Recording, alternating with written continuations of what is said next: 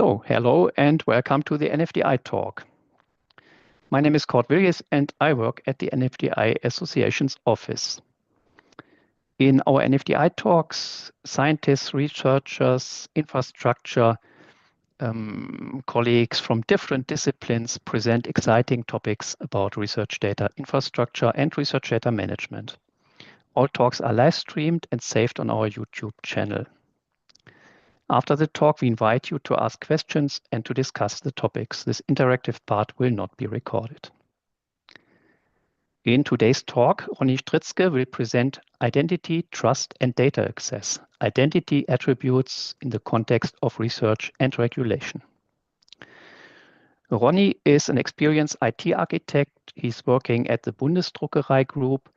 He has a strong focus on data spaces, digital identities, and cloud-native technologies.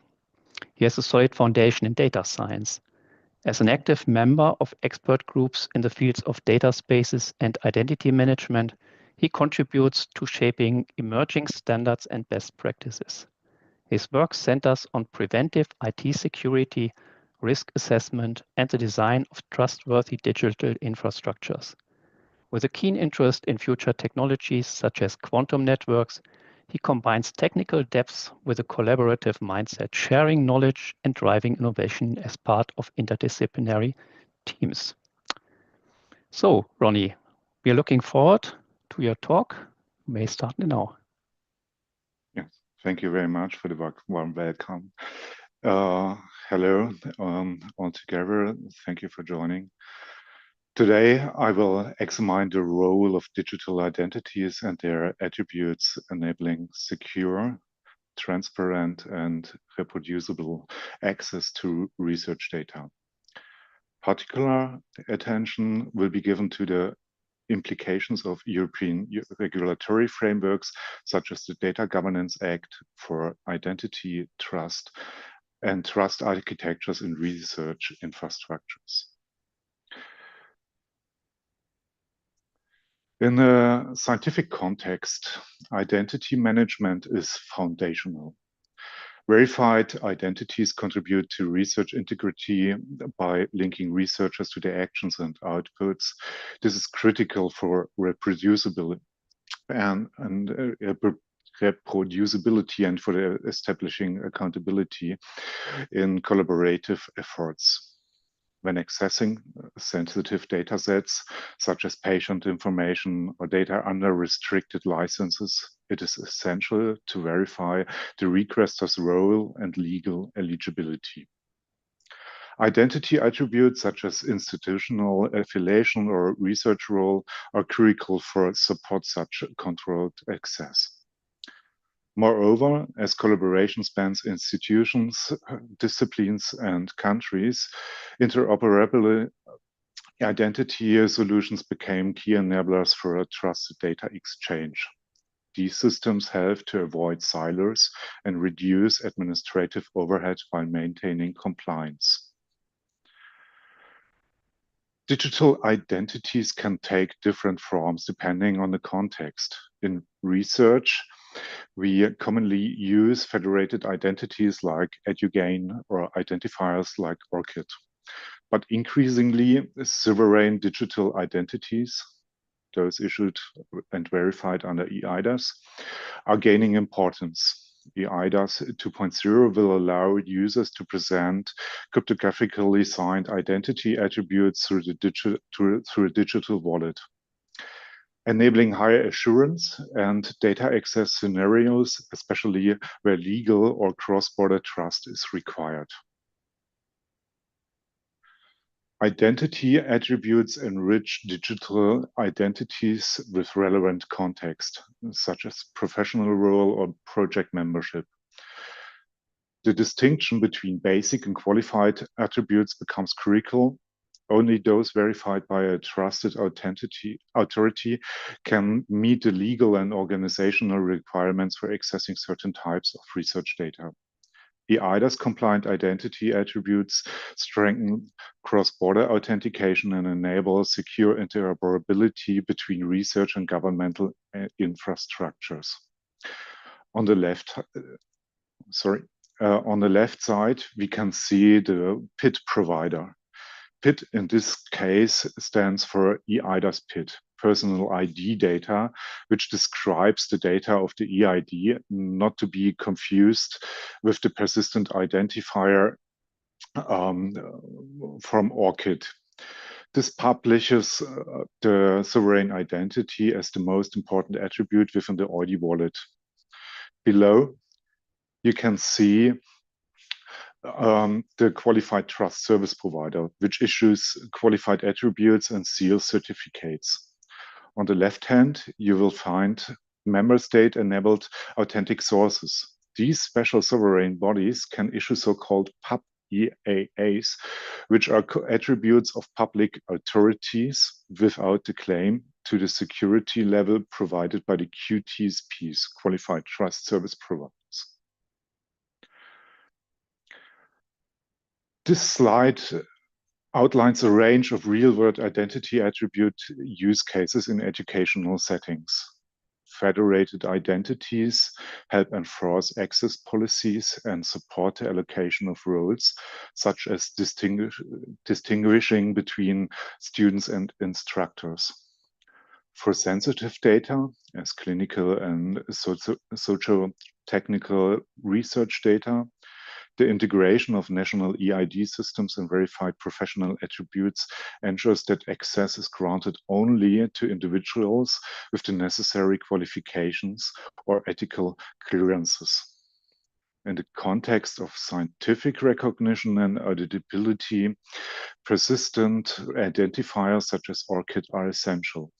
When complemented by eIDAS compliant credentials, they can also provide legal grade assurance for actions such as data submission or protocol approval.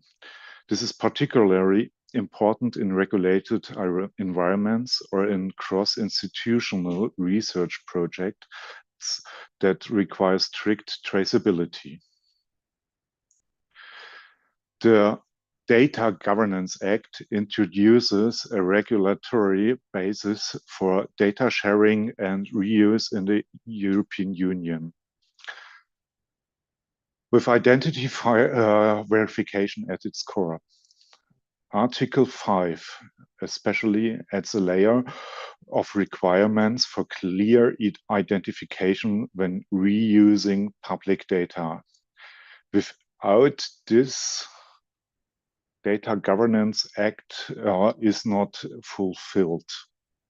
Articles 13.3, 22, and 23 lay out specific identity and traceability requirements for organizations operating as data intermediaries and altruism bodies.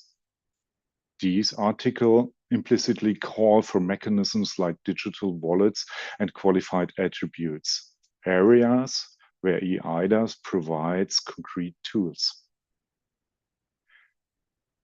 Data Act, as the second regulation, complements the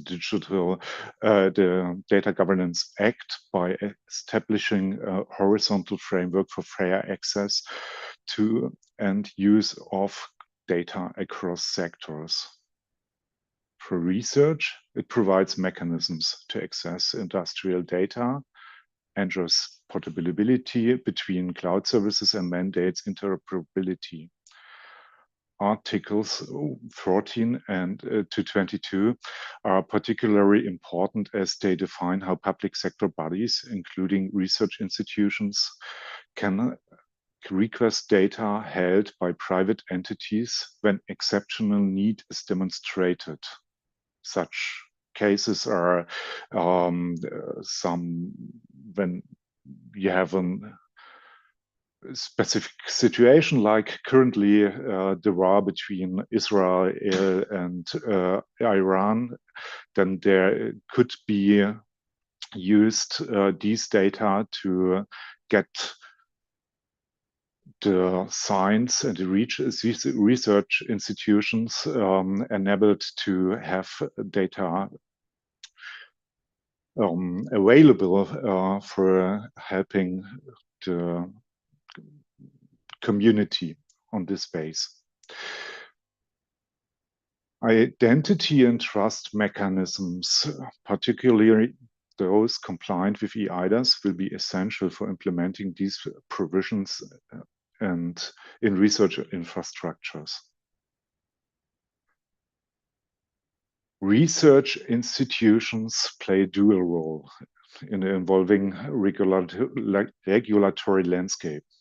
They are both data producers and data users. This duality means they must implement identity systems that support both internal governance and external accountability. From a legal and technical perspective, institutions need to adopt identity infrastructures that are compatible with eIDAS and other European Union regulations. This includes the ability to verify and issue qualified attributes, manage user roles, and document access events. Institutions will increasingly need to integrate with national identity providers and support secure wallets or similar mechanisms. Moreover, as institutions engage in cross-border collaboration or access public sector and private sector datasets under the Data Governance Act or Data Act, they must ensure that their identity management systems can interoperate. Compliance is not only a legal necessity, but also builds trust with founders, collaborators, and data providers. This has implications for the design of research data infrastructures, requiring not only technical adaptations, but also institutional policies and training around digital identity use, data responsibility, and auditability. Lab courses as a use case offer practical and didactic use for deploying digital identity attributes in research and education. Students and instructors are often granted access to live research infrastructures, such as lab notebooks, instruments, and datasets. These environments require a controlled access, often down to role and time of use. Federated login via EduGain or a DFN AI provides basic authentication, but more nuanced access controls rely on identity attributes like course enrollment, academic standing, and supervisor status. In future scenarios, eIDAS compliant attributes could further enhance this by linking students' national identities with verified academic roles. For example, a digital assigned credential from the university indicating that a student is enrolled in a specific biomedical engineering lab course can be used to automate and audit their access to sensitive lab environments or datasets under ethical review. This creates a replicable and trustworthy model that can be extended to virtual labs, interdisciplinary collaborations, and citizen science projects. It also aligns well with FAIR principles, especially in the context of making research processes not only accessible, but also attributable and verifiable. In practice, the implementation of identity and attribute management in research environments relies on a combination of established technologies and evolving standards. We already rely on federated identity management systems such as DFN AI, which are well integrated in the academic sector. These systems provide a solid foundation for institutional logins, allowing us to authenticate across multiple services using our home organization's credentials. However, we recognize that these systems often fall short when it comes to expressing fine-grained and cross-border identity attributes, especially those needed for regulated or intersectoral use cases. Therefore, it is critical that we, as a research community, actively participate in developing and standardization advanced identity and trust solutions that address these challenges and integrate seamlessly in our scientific workflows and platforms. This is where attribute authorities and wallet-based architectures, such as those envisioned under eIDAS 2.0, become relevant. With qualified attributes stored in a digital identity wallet, we user can selectively disclose trusted metadata about themselves, for example, their professional qualification or project affiliation, in a cryptographically verifiable way.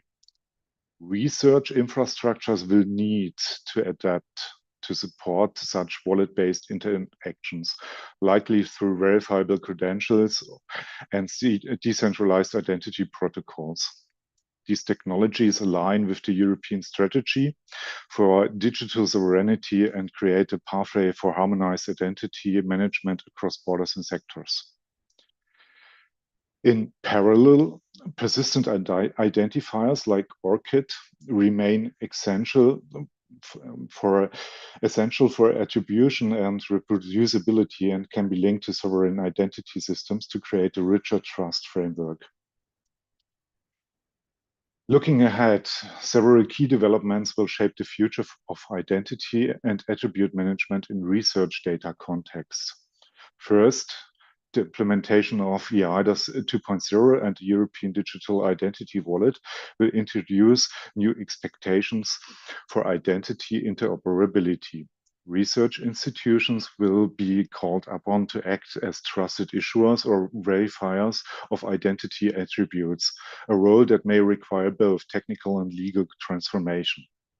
Second, as a regulatory framework, such as the Data Governance Act and Data Act, enter into force, compliance will increasingly depend on the ability to authenticate users and verify their attributes at scale and with high assurance. This includes mechanisms for access logging, consent management, and delegation. Third, the rise of cross-sectoral data spaces, health, energy, mobility, and research demands identity solutions that work beyond traditional disciplinary silos. Research actors will not only consume such identities, but also contribute to the trust infrastructure. Finally, we recognize the need of ongoing standardization and community alignment, especially within the NFDI and similar European initiatives. As members of the research community, we must actively engage in shaping how digital identity and trust services are integrated in our scientific workflows and platforms, ensuring these solutions will truly meet our collective needs. Digital identities and their attributes are central to ensuring secure, transparent, and legal compliant access to research data. Verified identity attributes, especially when qualified, are key enablers for access to sensitive, restricted, or cross-border data sets. The regulatory landscape, particularly with the Data Governance Act and Data Act, reinforces the need for robust identity infrastructures and verified metadata exchange. Ultimately, integrating identity management with research workflows is not just a compliance issue, but also a step forward, more trustworthy, reproducible and collaborative science. Let's ensure that as researchers, technologists, and policy contributors, we shape these systems to serve the need of science and society alike. I would say thank you for your attention. I welcome your questions and look forward for a fruitful discussion on the role of identity attributes in advancing trustworthy and compliant research data management. Thank you very much. Thank you very much, Ronny, for this great introduction and overview. Now, before we start the question and discussion session, we would like to say goodbye to our viewers on YouTube. So if you're on YouTube, the stream will be stopped now. And in our next episode of the NFDI talk on July the 7th, this will be in 3 weeks, not in 2 weeks, in 3 weeks, we will get an introduction on NFDI for Data Science Gateway and Portal by Rama Muhammad Abdullah and Sonja Schimler of NFDI for Data Science. We hope to see you there in 3 weeks. So now I will stop the record.